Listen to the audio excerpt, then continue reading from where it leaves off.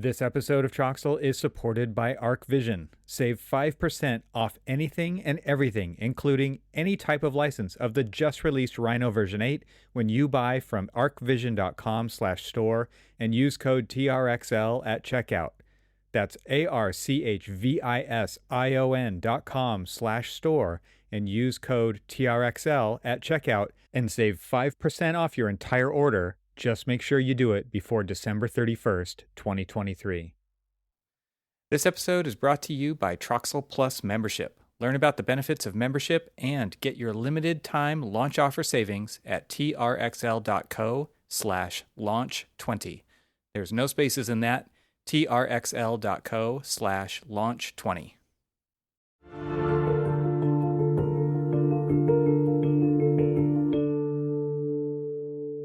Welcome to the Troxel Podcast. I'm Evan Troxel.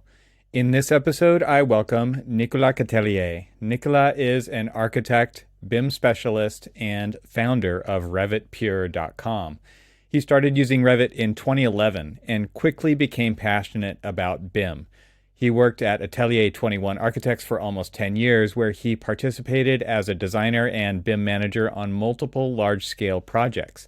In 2021, he went full-time on his business, BIM Pure Productions, where he teaches Revit and acts as a BIM consultant for a wide variety of AEC firms. Nicolas also teaches a BIM optimization course at the Limoilou College in Quebec City, Canada, and he's been featured as a speaker at multiple conferences, including Autodesk University, BILT, and BIM Quebec Group. In today's conversation, we discuss his shift from working in the profession as an architect and BIM manager to becoming an entrepreneur, digital content creator, and BIM consultant. We talk about his current and future endeavors, including his next course and his ongoing YouTube live show, to understand what's involved in self-producing, launching, and promoting his efforts in content creation and delivery in the architectural industry. And speaking of Nick's BIM Pure live show, if you're listening to this episode right when it's coming out, you can catch me on that show tomorrow, November 29th, 2023 at noon Pacific time. There's a link to it in the show notes of this episode, so you can set a reminder when it's happening or watch a replay afterward. This was a fantastic conversation about topics that are near and dear to me, and so without further ado, I bring you Nicolas Catellier.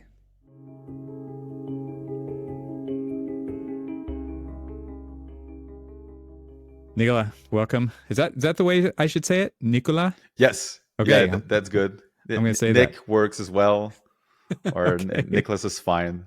All variants works for me. All right. Nicolas, welcome. Welcome back to the Troxel Podcast. We've had our share of technical difficulties today, and so we're doing this again. What could possibly go wrong? Turns out everything. No, it's going to be fine now. It's going to be fine now. Yeah, this time. Yeah. I mean, we've already warmed up the conversation. So I love what you're doing. I love the live stream. You're also doing consulting. You're doing products. You're selling courses. You've got a lot going on. And so maybe you can introduce yourself to my audience if they haven't heard of you and your show and all those things and how you've gotten from where you started in AEC to where you are now. Sure. Yes, I'm a trained and licensed architect based in Quebec City, Canada.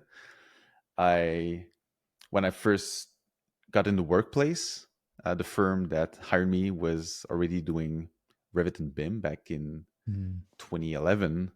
And I started working on some pretty complex project like historic renovation. And I got good at Revit quite quickly. Then I moved to another city and like to try to better my chance of being hired at a firm. I tried to put my BIM skills at the forefront of my CV, of my resume. Mm-hmm. And so the firm that hired me, I promised them I will help you transition from CAD to Revit. So that was one of my pitch, like to help me get hired. And I think it worked. And I did a transition and it went well. It was about a 25 people firm with, lots of old timers that have been using CADs forever and were a bit hesitant to jump to BIM. but we did it, and it went well. And after I became a licensed architect in 2014, 2015, I started to think, okay, what's next? Now that I finished all my exams, it's like I needed a new challenge. And Right. when in the course of the transition, CAD to BIM transition, I've started creating content for my teammates because they didn't like these super thick Revit books. Oh, It was yeah. too much for them. Right. And I started creating learning content. And a few colleagues of mine told me, well, that content is pretty good. Maybe you should put it online or something. And yeah, I was trying to play with that idea in my mind. And in 2016, I launched this blog, this Revit learning website called Revit Pure, and that has been going on since the last 7 years now. At first, it was a side project, and in the beginning of 2021, I quit my job and went full time as a BIM consultant and content creator.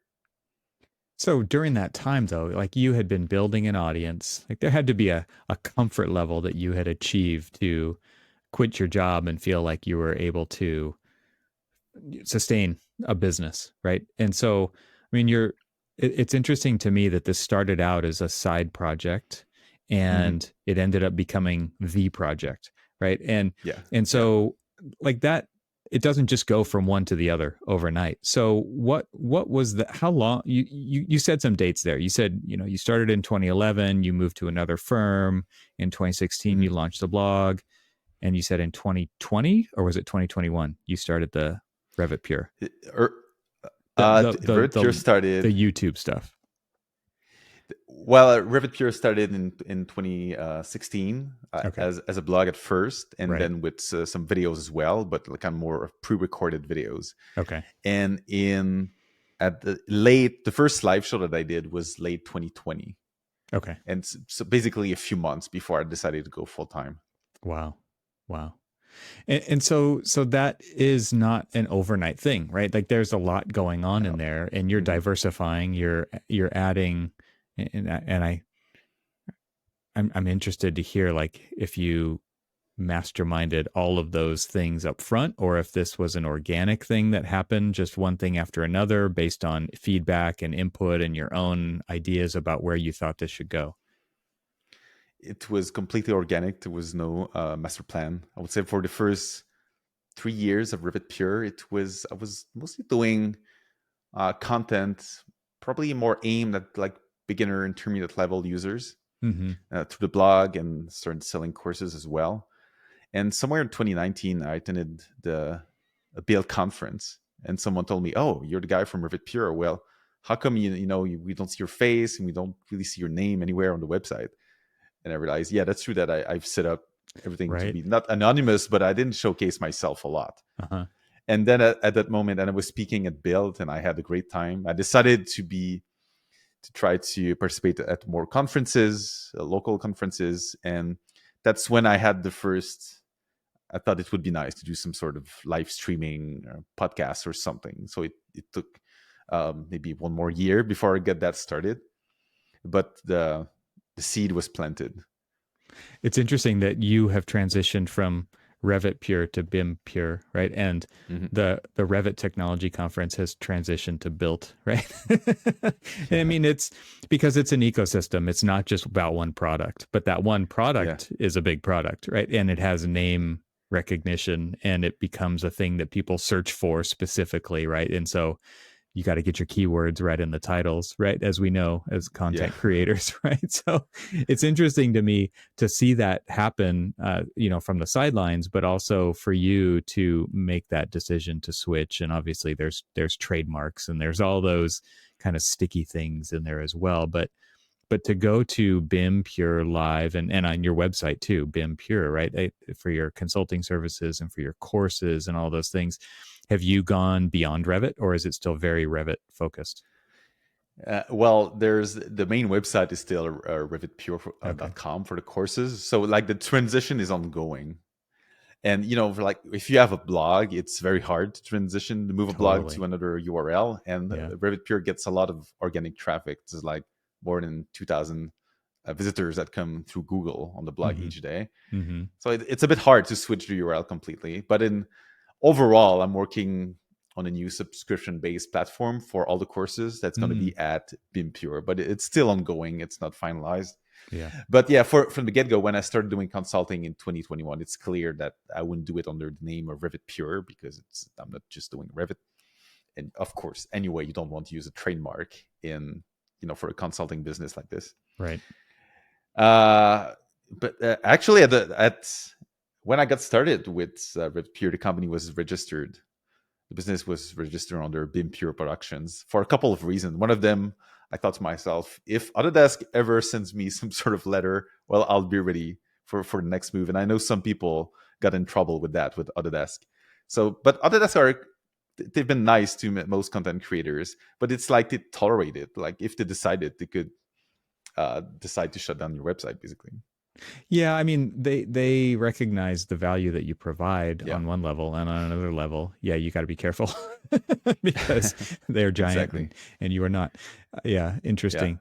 So you have gone through this progression of and not really like from one thing to another in an evolutionary kind of way, but you've added on to your platform over time.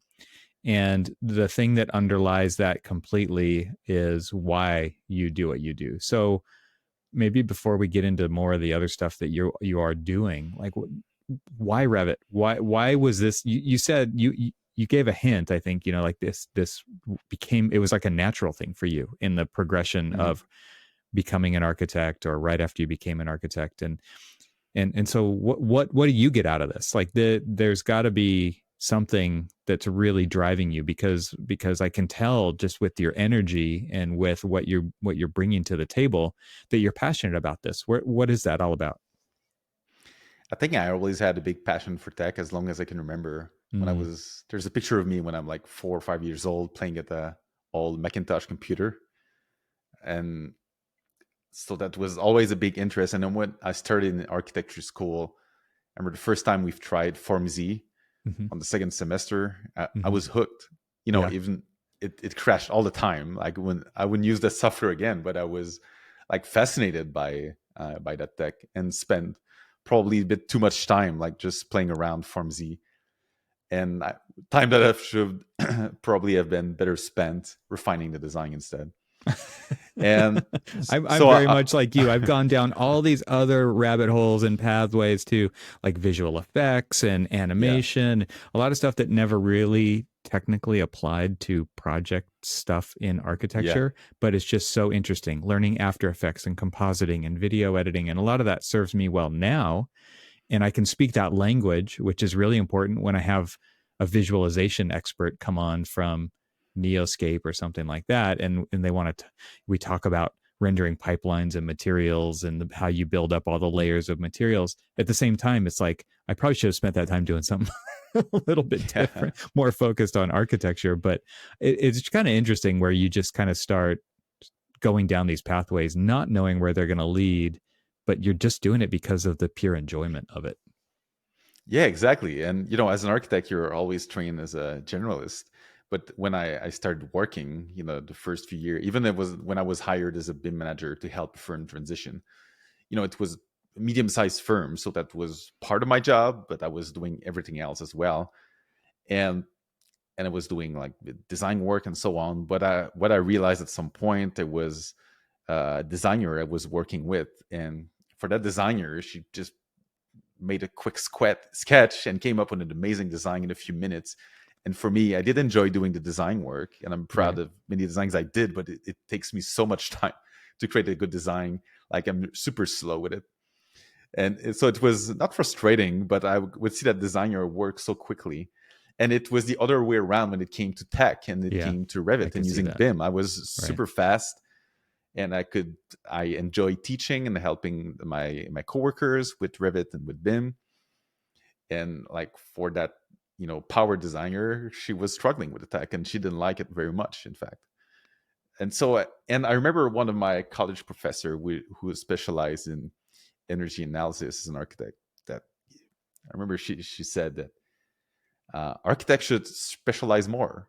They should accept when they realize they're really good at something, they should specialize in that. We need more specialists in architecture. So I remember that when it was time to take some decisions with my career, when I started thinking about doing consulting. At first, I was hesitant about it. I was like, I'm gonna miss doing design work or all of the parts, regular parts of the architecture.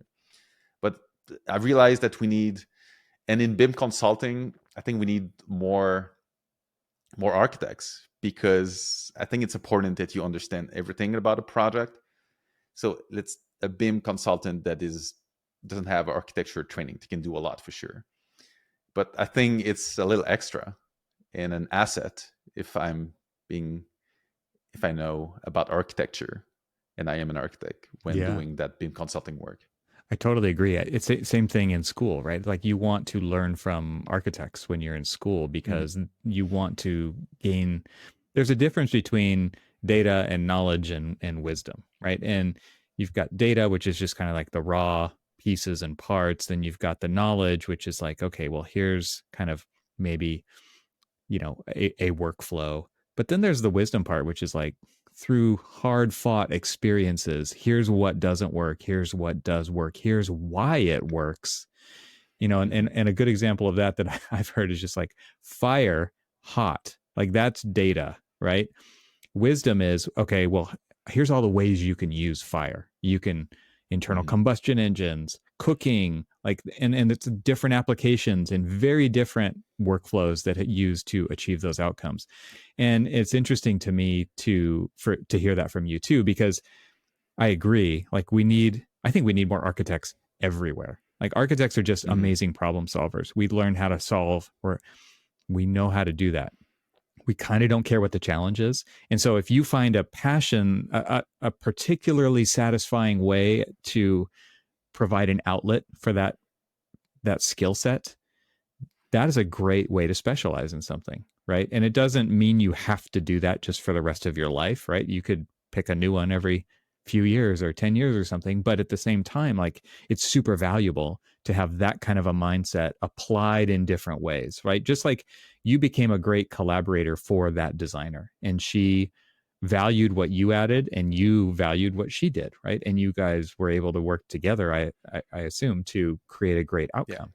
That to me is like there is a point I think where when the wisdom's getting applied, that's where you kind of step back into generalist, right? Because you have to connect the dots between all these different things. But it's great to go to kind of fluctuate between generalist and specialist in different ways throughout your career too, because you can really get deep into something where your passion lies, and then you can step back and teach people how that applies to all the other things that are kind of floating adjacently around it. It's pretty interesting. Yeah, completely. And when, as a consultant, I have a variety of clients. I'm working with the wood Mm-hmm. industry a lot Mm-hmm. and with public sector clients. I also have a few architects. And whenever I work with architects, it's the easiest for me because it's like I can read their mind. I know what they're obsessed about. I know they really You care know what that they care about. Yeah. I know that they want their drawings to look good.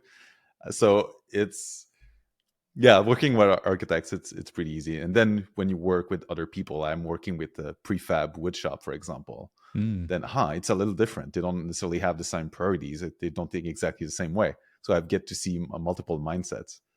Yeah. And then you can apply that back when you talk to an architect who's working on a project that might use a system like that to add value to their process where it's going to be a better outcome because you know about this other thing, right? I think that's key. I love that you brought that up. Let's talk about where this courses and where the live show come into play, right? Because consulting is one thing, and that's like one on one, it's trading hours for dollars, right? And then Mhm. there's this other level of um, value that you can add to the industry in these other ways by providing something that you put in the time for, and then hundreds or thousands of people can then get value out of that. Are you planning on getting software before the year ends? Maybe you need to use your budget in 2023 or want to upgrade to something new, like the just released Rhino version 8. Rhino 8 introduces amazing new tools for architectural design. One standout feature is the push-pull tools, which are incredibly powerful and even work on curved surfaces. The new inset command and auto seaplane tools enhance the architectural modeling experience. There are also new features like auto-updating clipping section drawings, shrink wrap, which is amazing for 3D printing, and new display types, including a fast and beautiful built-in render engine. Rhino also now supports new Grasshopper data types, and bonus, upgrades from any older version of Rhino are currently 33% off for a limited time. By purchasing anything at arcvision.com/store and using the code TRXL at checkout, you can not only support Troxel, but you'll also get 5% off your order. ArcVision is an authorized reseller of Rhino, SketchUp, Enscape, V-Ray, and more. So whether you're a student, an individual practitioner, or part of a firm with multiple licenses, if you're looking to buy architectural software before the end of 2023, visit arcvision.com/store and use code TRXL at checkout and save 5% off your order. The link will also be in the show notes. I know you've thought about that. So like talk about that part of bringing information and knowledge and your wisdom back into AEC through these kind of on-demand courses and the live stream show and YouTube and things like that. Yeah, to me, consulting and content work together. Like, so consulting inspire my content work and the other way around as well. And I think if I was not doing consulting, like I'm worried I would run out of ideas for videos and so on. But like currently with all the consulting I'm doing, I'm constantly facing new novel problems that I have to solve every single day. So that generates a lot of ideas for the content. And something else is just, I think at some point I started to understand the power, the leverage of doing content when compared to consulting. So consulting, like for example, this morning I was doing one-on-one training, which I love doing, but it's you give 1 hour and the person receives 1 hour.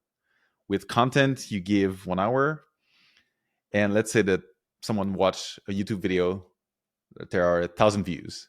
So it's you multiplied your leverage by 1,000 when compared to doing consulting. So of course, consulting it's maybe a little more customized, while content maybe it doesn't directly solve their exact situation, but still, even considering that, like the leverage it's pretty powerful. So to me, it's almost like I feel like I have, when you know that, and knowing that I have the audience for it, it would be crazy not to do content if you realize that leverage and realize that's the way I can be most helpful for the industry. And you can do that in a very public way, like you are, but you can also do it inside a firm, right? And to me, that is where the ball gets dropped so much in our profession, in this industry, is a lack of ability to see that value. Because if you saw that value, you can execute on it very easily, right? It does not take much to do a screen recording with somebody talking over it and then posting that on an intranet to deliver similar value to what you're talking about to your people and your culture. And yet, like, it doesn't happen, right? It just doesn't really happen. And I think that is such I've always been interested in this. Like that I've been on a team that was in charge of implementing an intranet for that very reason, right? For knowledge capture and sharing and searchability. And I think it comes back to kind of the way that people value or don't value their time. It's like, yes, we build dollars for hours in a service industry like architecture, right? And so our time is worth money. But at the same time, like we'll work 60 hours, 80 hours and bill for 40 on a per week on a project, because that's what it takes to be profitable in many cases, right? To quote unquote be profitable on paper in many cases. And there's no more time left over to teach and to capture and to post and to categorize and catalog this kind of stuff.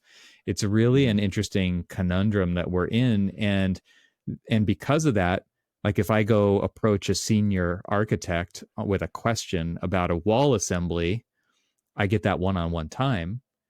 How much more valuable would that have been if it could have been shared with everybody? And so like you see this opportunity in the AEC industry. I see this opportunity in the AEC industry. The whole point of this podcast is for more people to tune into a conversation exactly like this so that more people can hear it and share with these ideas, share them with other people, reply, communicate, send me an email, send me feedback, send me a tweet, whatever those things are, to continue that conversation. And yet, like, our industry just struggles with this so much. Talk a little bit more about that from your point of view, and like the value maybe even of your live show, where people can actually interact with you while you're doing it, and then people can obviously come back later and still watch that content. But I love this idea of leverage and value, and how how you really see that and why that's important. Yeah, like just quickly to come back, something you mentioned internally at a firm too. It's true. I've been working with firms, and I'm trying to get them to use, like, for onboarding, for example, or training, Right. like to use. I like Loom, Mm-hmm. and you can get a free account at Loom to record your screen. It takes about 1 minute. You don't have to export a video. You can just send a link, and Mm-hmm. to use that with the database. You can use Notion. You can use something else too, but combine that together. Instead of constantly doing one-on-one with your teammates, you can quickly record a few videos, and that's content. It's internal content, but it's still content. Yeah. And let's say there are even 10 views of Loom videos. Well, that might not seem like much, but it's, you still leverage your time by 10, It's right? 10x. Right. Yeah. Right. Right. And there's people who are just going to have downtime, and they're going to, I mean, architecture in particular is a profession where you're always learning, and people just love learning, right? In Hmm. architecture for sure. Yeah. And so there are going to be people who just would open up those videos during lunchtime, and just go through them, and just sponge it up, right? Because it is going to influence them in a for better to do something, I would think, over time. So there's a ton of kind of value to be unlocked in stuff like that. And yet it's so hard to get people to actually do it, because Yeah. we're also perfectionists. We also want it to look really good. We want it to sound really good. And but a Loom video, it's more about the content than the presentation of the content by far. Yeah, totally. It depends on the medium. For example, I wouldn't necessarily use Loom for a video that I put on YouTube. I would try to refine it a little more. But for internal content, like a quick video, a screencast, it's perfect. It's all you need, I think.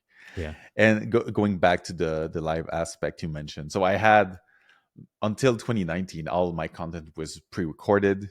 But in 2019, I started teaching a course in a local college here. I started attending conferences, both international and in local conferences as well. Mm-hmm. And the word started opening a little bit and got bigger, because I started meeting people. When you speak publicly, you realize that people start contacting you and asking questions, and you get to start meeting a lot of interesting people. And so that's when I think I first had the idea of a live show. Mm-hmm. I would have these one-on-one conversation with people. I'm saying, wow, or they would show me something on screen. Like, that's really amazing. I wish more people could see it.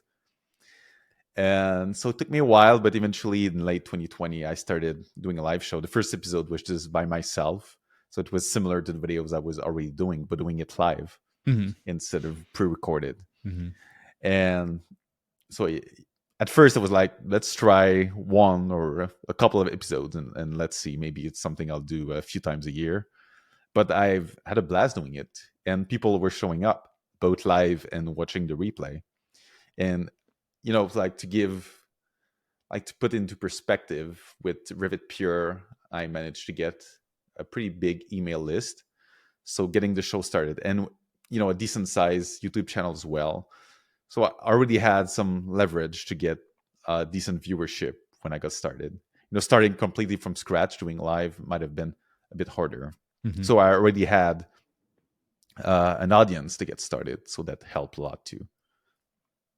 That's cool. What kinds of stuff do you share on that? I'd love for you to tell the audience. I know you've had some recent videos that I've particularly enjoyed. You had one with Tim Fu, and talking about AI and image Yeah. generation, design generation in architecture. But I mean, it really is kind of a show and tell, right? YouTube's a great platform for you because there's a lot of showing and conversation. And so it's a Hmm. very visual in that regard. And you're sharing Revit stuff, and you're sharing rendering stuff. So talk about that that side of it, because I think that it makes a lot of sense, but give people an idea of the kinds of things that you're sharing on there.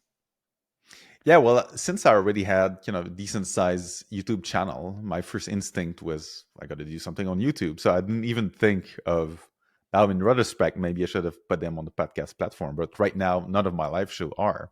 They're only on YouTube. And also there's a big visual aspects. I like to Yes. say that my show is kind of a mix between a webinar and a podcast. Mm, Depends. Some episodes they're more we'll spend more time talking, but most episodes there's a webinar-ish version. I don't really like the word webinar, by the way, so I never use it. right. But I would just say a live session. But like someone is presenting on the screen, let's put it that way, Yeah. and Presentation. showcasing. There you go. And I would say probably the first year or was mostly focused on Revit workflows. So just someone who's a Revit schedule specialist come on the show and talk about it, or Mm, Revit landscape specialist. So I was trying to pick out the experts, like the niche Revit experts on a wide variety of topics. So they would explain, talk about specific topics. right. But then I also, every once in a while, I get uh, guests that were not necessarily Revit experts. So, for example, Clifton Harness, who I think you had on the show to talk about test fit, and other people talking like about the good computers for BIM. And I was enjoying this conversation too.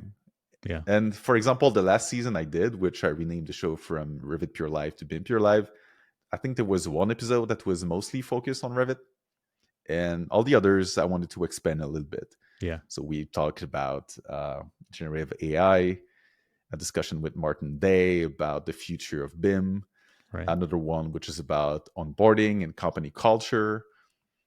So I'm trying to expand a little bit.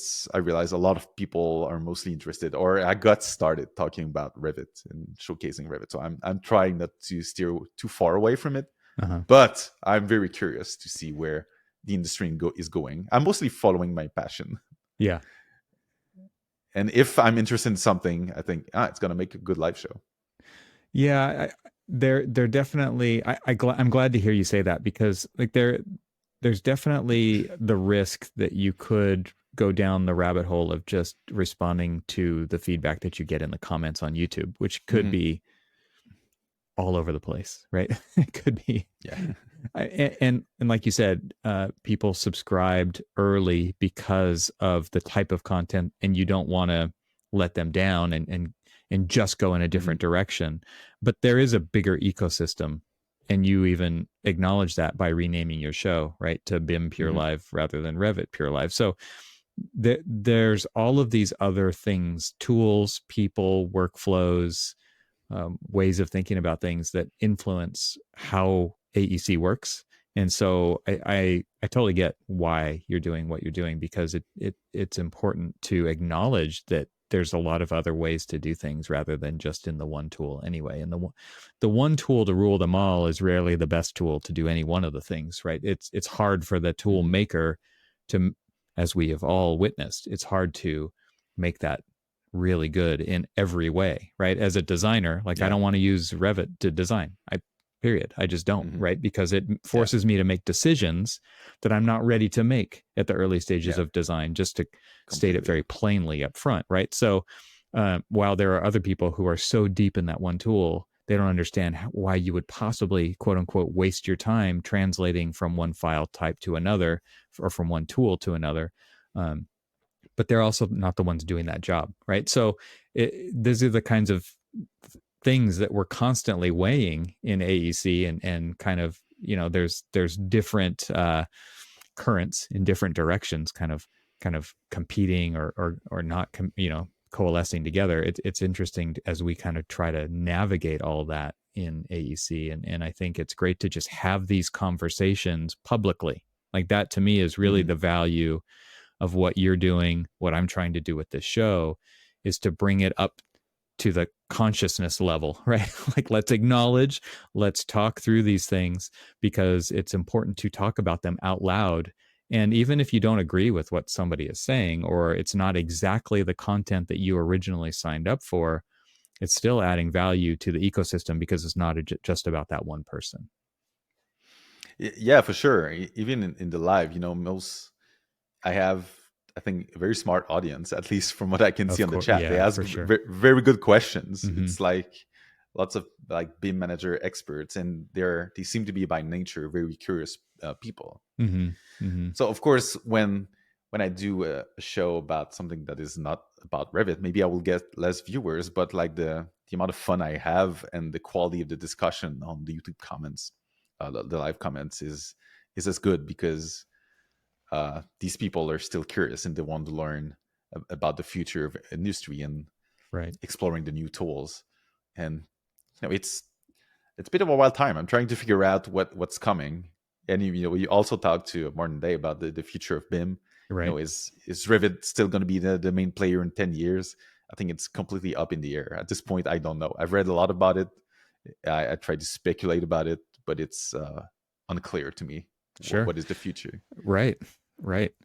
Well, one thing that I don't think we've talked about in this session, but I would love to get into is that transition from working in practice to working for yourself. And because I think people are would be interested in knowing how you did that, right? Because one thing you I think is really hard to do is to work in the profession and do this amazing amount of content creation on the side, and I put that in air Hmm. quotes, the whole side hustle thing. Like, we already work ourselves to death, right? So I know that you're not you made a switch. And so can you talk Hmm. through like what it took to for you to realize that switch, that you were able to sustain yourself in that way? Because we talked a little bit about the diversification, right? You're doing several different things to keep the business sustaining. And like you said, there's kind of a feedback loop going on in there. The things that you're doing in consulting are informing what you're doing on the show and in the blog and in the content creation. And you've got this great little system set up. But what was it that triggered the actual switch where you actually did quit from practice and go off into doing what you're doing now? Yeah, there are a few things like the first course that I released in 2017. I made a couple of thousands of dollars, which felt nice, but Mm-hmm. not enough to be self-sustaining. Fast forward a couple of years later, Mm. in 2019, I made more from selling courses than I did as an architect on my day job. Even with that, I was being so conservative and with it that it took me 2 more years until I had enough courage to quit my job. That does take a lot of courage, right? Like, Yeah. I think a lot of people struggle with that because there's always the what if, like, and there's Hmm. always, architecture is very cyclical, right? And there's good times and there's bad times and there's, recessions, and then there's, huge amounts of backlog, and we kind of see that. And so, like, maybe during a downtime in architecture, but you're still employed, it gives you the opportunity to do some of this other stuff. But then now you've diversified yourself in so much that it's hard to pick which direction you want to go. Hmm. And so it's interesting to hear a success story in that switch. I know a lot of people do it, but what you're doing specifically interests me because I think a lot of people could be and should be creating information, knowledge, wisdom sharing for the industry, but they're really, they're either working for a startup or they're working for an architecture firm, and that takes all of the time. And Hmm. for you to create a course on the side while you're working in a firm, that's a big heavy lift for a lot of Hmm. people to be able to do. How did you pull that part of it off to even get started down this road? Yeah, yeah. When I got started thinking about it, I was, I'm surprised I was this disciplined.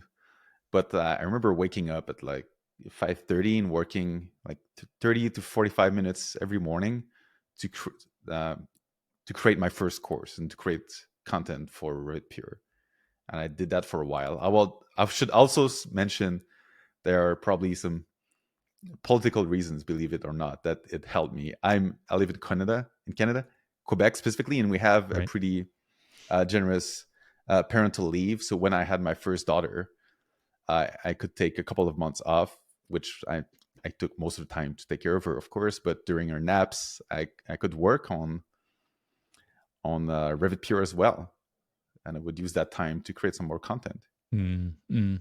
Every So employer's that was pretty nightmare. helpful. Every employer's nightmare right there. It's like, I thought we had them locked up in this contract, but yeah, I mean, if somebody has this hunger to do this stuff, you can't stop it, right? And I Yeah. mean, I actually think the industry is better for it. I think that's another important thing to recognize for some employers out there. It's like, if you've got somebody who's so motivated to make this stuff, like it may not be good for you specifically in that moment, but it is good in a larger picture sense. This episode is brought to you this week by Troxel Plus membership. You should become a Troxel Plus member today. Members get some great perks. For instance, you get an ad-free version of the podcast and the show notes, and you can listen to your ad-free feed in whatever podcast app you already use. You'll also get the show notes sent directly to your inbox without ads, which includes all of the links to what we talk about during the episodes, so you'll never miss a thing. The biggest thing about becoming a member is that you'll be directly supporting the reason the show exists, which is to capture long-form conversations with my guests from the architectural community and beyond to have a positive impact on the present and future of the profession. The ad market is pretty bad right now. The podcast would not exist without our members. And for those of you who are one, I am very thankful. So for those of you who are hearing this on the public feed, I hope you'll consider it. For a limited time, there's a special launch offer at trxl.co/launch20. You can check that link in the show notes to get a nice discount if you sign up for the annual membership option. That's trxl.co/launch20, no spaces in there, for a limited time. I'm so thankful for our members, and I hope you'll become one of them. Yeah. Yeah, for sure. Anyway, I did that. And I think like even quitting your job, like in Canada, I talked to friends in the US and like, well, healthcare insurance and all of that. It's hard. And Yeah. it's not something I have to worry about really here Mm. because of healthcare is covered by the government. So I think it helped. Maybe there are a few more structures here that I'm lucky to have that made it a bit easier to quit my job and start my own business. Yeah. Yeah. Interesting. I mean, I think that is a good point that you bring up because, yeah, I mean, healthcare is expensive in the U.S. Yeah, like if you have to pay for it yourself, that's a big deal. But and even then, but even then, by 2021, like the revenue generated by the courses, and I started doing some side consulting. I think even in the US, it would have probably worked. So I cannot all say it's because of where I live. Yeah, but overall, I mean, it sounds to me like you're extremely happy with the just decision that you've made and the organic growth or the changes, maybe not just growth, because there's a lot of people who are totally obsessed with just pure growth and more and more and more. But you've navigated this and you seem like a really down to earth person and you're not too worried about numbers. I'm really interested kind of in that side of things as well, because we have all seen podcasts and YouTube channels and things with millions of viewers, right? But to your point earlier, when you said, you could trade an hour for an hour, you give an hour, somebody gets an hour, or you could give an hour and 1,000 people could watch it. And there's that whole idea that Kevin Kelly said a long time ago about having 1,000 true fans. Yeah. You're aware of that, right? And I'm aware of it. Yeah, they'll follow you wherever you go and consume whatever you make because they're fanatical. Like that's where fan comes from, right? Like that they're all in. And those people might leave and more might come in and take their place, but you don't need a ton of people to sustain the kind of thing that you're doing. I'm interested to hear what you think about the whole numbers game when it comes to audience and content creation and views and all those things. Yeah, I remember reading about 1,000 True Fans by Kevin Kelly. It's a short blog article you can read in a few minutes, and it's basically if you have 1,000 true fans, you can live financially. You should be okay. Yeah, right. Because you have these thousands of people. Whatever you release, a course, a book, whatever, they'll just get it because they're a fan of the work that you do. Right. And so that's something I've kept in mind. For example, I think almost every single day, maybe you get that too, but people ask me, "Hey, can we advertise something on their website?" or would like to do some sponsorship. So I did sponsorship for the live show specifically. Right. But other than that, like Revit Pure website, there are no ads. I don't want ads. Like I already sell the courses. There's no point. So for sure, I try to avoid anything that would have been making a quick buck. Like I really see it long term. and putting ads everywhere is definitely not part of my plan.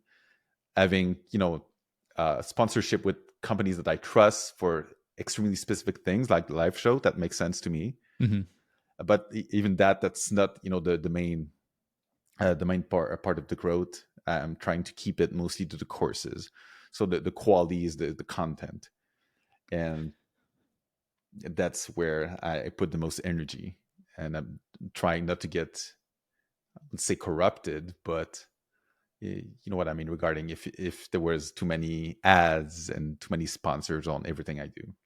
Yeah, it's good to have guardrails on that, right? And your Hmm. audience trusts you to Exactly. curate the right people for them to hear from too, right? And Yeah. so Exactly. they want to trust you and you want to bring them value, right? And so it like that the idea of corrupting that, it can definitely happen, right? If it's just Hmm. becomes all about that. But I think this gets back to why you do what you do. And why you do what you Hmm. do is more important than these kinds of transactions, right? Like you want to deliver something to more people in a bigger way than you could do without doing this. And it does cost money to do it, right? At the same time. Another thing I'll add is that like I feel like the architectural community in general is pretty cheap, right? So it's like the tools that we use, we want to stick with them for a very long time. The subscription Yeah. models bugged a lot of people, right? Where they feel like they're just continually paying. Hmm. Um, and so it's important to acknowledge that as well. And I don't mean cheap as in a derogatory way, but it's just like they're thrifty, right? Architects don't make a lot of money, right? I mean, No. there are a lot of architects doing just fine, but recent graduates make very little compared to their counterparts in other professions, right? So, this is something that we struggle with as well. I think as an industry, so you do have to pay for the things that you're making. And so advertising is definitely a viable way to do it. I'm sure there's tons of people out there who hate ads, but at the same time, like, and so actually, interestingly, let's segue into this whole new idea that you've got with the subscription based stuff. So Yeah. you're, you're, you're toying, or you are moving in this direction. You're not toying with it. You Yeah. are doing it. So talk about that shift, because Yeah. before you've sold courses, right? And I assume that's kind of like buy once, get it forever kind of a thing, right? Access. Yeah. And so now you're shifting to a new model. Why do that, and how does that change what you're doing? Yeah. Well, it's not yet available, so people can still, at the moment of recording this, purchase courses individually on Revit Pure website. Mm-hmm. But I've been thinking for so long of launching a subscription service. I Mm-hmm. thought about it for years. One of the challenges, it feels like you constantly have to add content, right? If it's a subscription, it can Right. be static. But at the same time, I have add content that, like, it wouldn't make sense to like sell as an individual course. I'm Mm. not sure what, or maybe it's a small piece of content. So like, how do I even market it? And then when you sell courses, there's always the question of launch. You constantly have to launch courses. And when you update, you launch, and then there are promotions. And I'm kind of bored of it. And I would rather spend energy creating content than doing marketing for a launch and launch and launch. Which it gets boring after a while. If it's a subscription, it's like, well, if you want to get our content, just subscribe. And that's it. There's one price point, and you get all BIM Pure content, period. So is So is there's it a a simplicity shift? aspect. Is it a shift in like the type of content? It's what it sounds like it is to me. You're shifting because creating a course is not an easy task. It's a huge amount of production, recording, planning, launching, marketing, promotion, all those things like that. It's kind of this self-encapsulated thing. And versus kind of the subscription thing, what I'm hearing from you is that it's more like now you can just focus on creating content and not worrying so much about that, all of that stuff as intensely for such a long period of time. You can actually spend more of your time making the thing that people want to consume. And it doesn't have to be this big giant course, right? It can be little pieces, more esoteric stuff, more connecting this to that. And maybe they've got those tools, maybe they don't, but their eyes are now open to that. It just seems like it's a very interesting idea. I'd love to hear kind of your thought process behind it. When I started Revit Pure, I had ideas for 4 courses. I had this vision each different topics, each with their color theme and so on. And I thought, huh, maybe like in a year I can have all of 4 courses released. And then it Mm-hmm. took me like a year and a half to release the first one, then another 2 years to release the second one. It takes forever. Creating these courses, these big courses, it takes so long. They're a It's pretty big wild. deal. Yeah. And now I'm working on a new course about Revit families, and I think it's going to be my last huge course that like Mm, covers like in depth. And yeah, it took so long to create. Uh, it's too long, and I'd rather work on small chunks. And for example, release the course by dripping. Here's the part about creating doors and windows family, and it's basically mini courses. So I'm launching this, maybe not final, but for the moment at least, yes. This is the last time for a while I do a huge course, but then after that I want to release mini chunks, mini courses. And one of the plans is also work to with other people. Right now on Revit Pure, all the content is by myself, and by doing the live sessions, I've realized that I feel it would be really interesting to take ideas of other people and try to format it. I realize I'm pretty good at formatting content, so it's easy to digest, mm-hmm. easy to absorb, it's visually appealing. So take content from other people and taking charge of the presentation, but taking the ideas from other BIM experts. So I want to work with other people as well, and new content released every month or so.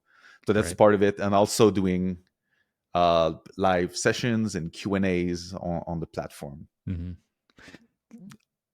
It sounds to me like you got kind of bored with doing the one thing, and not that every course is the same, but that work style is the same, right? It's Mm-hmm. like do a big project. This is how architects work, right? We do a big project, and then we move on to the next project, and it's really Mm-hmm. hard to even take a time to completely shift into a different mode of marketing and promotion, right? Like that is a very Yeah. tall order for one person to do that cycle, that huge cycle over and over again. So it sounds to me like you wanted just kind of a fresh way to work. And this is a Yeah. great, what's cool is there are other ways to do it, right? And you can see if this is going to work Mm-hmm. for you, if it's going to work for your audience.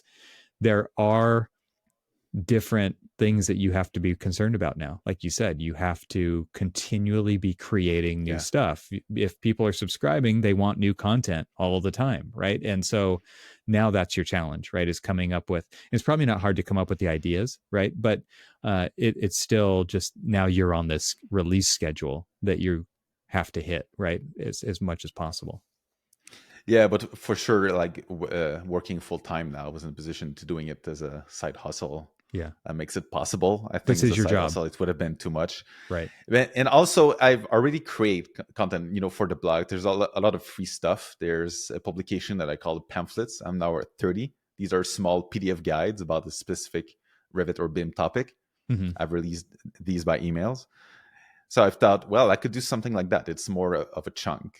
So Yeah. I don't think it's a problem. Like I'll just have to schedule it and make sure that people get something fresh and new every month. And I've also realized, with people attention span and the time they have available to schedule, people love like these 1 hour content. Mm-hmm. So Yeah. like I'm working to create a bunch of mini 1 hour course that at the end people feel like they've learned a lot, but it's not like a huge time commitment. It's interesting because the 1 hour thing I think is really more based around commute times and things like that. Uh, Yeah, of course, there's lunch and there's before work and there's after work, and I think that yeah. time length, and of course, any of these can be paused and picked up later, right? So I'll be interested to hear from you from like a learning how to use a tool standpoint, if it's as effective as you think it is. Because when I've also made a course, and I think I shared with this with you before, like I made it out of many modules, and every module was made of many short videos because a short video could be consumed anywhere, right? Basically, and you could learn how to do something, and it's not an Yeah. hour commitment to figure out how to do something, and it's easier to go back and find what you were looking for later if you're really good with your titles and keywords and things like that, so that Hmm. when somebody, if they have to scrub through an hour video, that's hard, right, to find what they were looking for. And I know you're not specifically saying you're going to make 1 hour long videos and that, but the idea of these are the kinds of things we have to think of as people who make this kind of stuff is how is it going to be the most useful for that audience to consume it and to find what they're looking for later. Like architecture, like anything, there's a lot of times that are not well, there's a lot of subjects that come across that are not well timed. You get that email from that product manufacturer, you go to that lunch and learn, you see something on YouTube, and it's not something you're going to use now, but it's something you might want to use later, and you've got to be able to find it. And these are the kinds of things that we're kind of juggling as content creators as well, finding ways to make it easy for the audience to find or to go back and find something later that they were barely paying attention to when they heard it the first time, you know? Yeah. Yeah, yeah. So let's talk about those courses that you've made. You said you're maybe on Yeah. your last one, at least for the time being. So what did you start with, and then what have you done and to get up to the Revit family one? Yeah, well, I was trying to have these super short names for my courses. So it's basics, design, and manage. These are the 3 courses I've released so far. And yeah, I think it's pretty self-explanatory. Like the Mm-hmm. first one, I thought to myself, let's start with the beginner's course. It's gonna it's gonna be a bit of practice for me to get started. And then Mm-hmm. the second one it's called design, but it's mostly about using Revit as a presentation tool. Mm-hmm. And it was mostly from at work. Um, we had a few simple projects, and there was always the SketchUp model and the Revit model, and then we'd always have to work double, Mm-hmm. right? Mm-hmm. And I thought, well, or you've exported the plans from AutoCAD to Photoshop to add colors. It was Right, like, right. well, Revit it's not designed as a presentation tool, but it still has some really good features that if you know about them, it can do a lot, Absolutely. and Right. it can remove some of this boring back and forth. So I'm not saying that it's something you should use for all projects, but we had a few more simple projects where creating renderings from Revit, creating presentation documents, colored elevations, uh, stuff like that can be done directly from Revit. So that Yeah. was the purpose of the design course, like to showcase how to use Revit for presentation. And the final one, manage, it's the the catch line is the course I wish I had when I got started as a BIM manager in 2012, Mm. because I spent, and I'm sure people can recognize themselves in this, but spent evenings scrolling through message boards, obscure Oh, YouTube videos, totally. Yeah. trying to find what's the best way to organize a project browser. Try to piece it How all do I set up together. my filters? Right. What should I include in my template? What should I Right. not include? And I couldn't find a single book about this, or even a course. Or you could only find like little pieces of information here and there. And like over the years, I created this documentation. Some of them was free pamphlets, but at some point, I've realized that I've started to have a good chunk of information, and with some extra research, that I could put them all together for basically everything you need to know if you're being promoted to a BIM manager or you want to organize your firm with Revit. So it's not really about modeling. It's just, how do you organize your project browser? How do you create a template? How do you keep healthy Revit models? How Mm. do you deal with phases? How do you deal with work sets? How do you deal with coordinates? That's a big one. And a little bit about Dynamo too. Just getting Wow. started, like to automate some boring stuff. Yeah. So yeah, that's the one I released 2 years ago. And now the final one that I hope to release. My hope was to release it in September, but it's always late, always late. Right. This one's going to be called Heroic Families, because in a lot of my consulting work, I've been creating these really sophisticated families, and Mm.